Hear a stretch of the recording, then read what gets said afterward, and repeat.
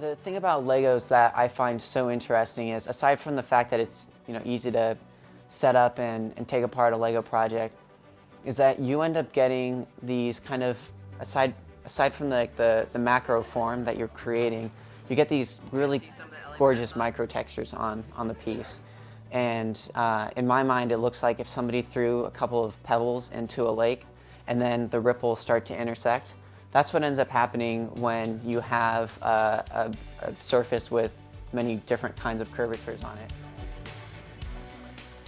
I graduated from the architecture department and the biz econ department, so I felt like I had sort of a mix of both halves of the brain.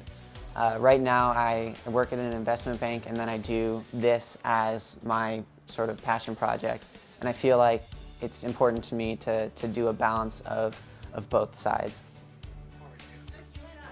First few months after graduating from UCLA, I just did Lego artwork full-time. I worked for another Lego artist. I sold my own pieces, and it was really that, for the first time in my life, I didn't have school. I basically just had 100% of my time to commit to doing what I really love to do. So the Lego artwork that I had done up until the point of my application to the architecture school was probably 95% of what got me in. Almost everything that I submitted was Lego.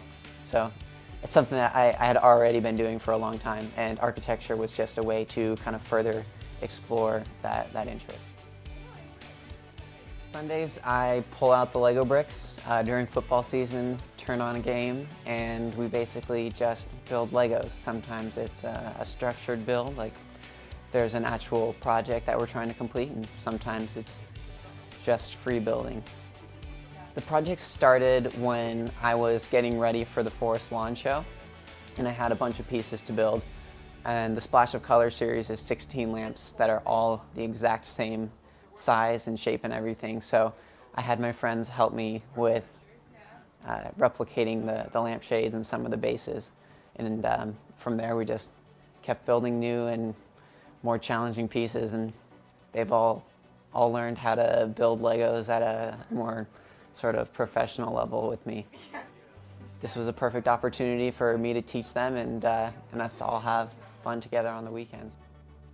I think that everybody at heart likes to build. You may not actively pursue it, but faced with a pile of Lego bricks, almost everybody starts building. So my friends wouldn't have probably described themselves as builders, but when I came into their lives, I think it just sort of started to happen, that they saw it in front of them and they started building.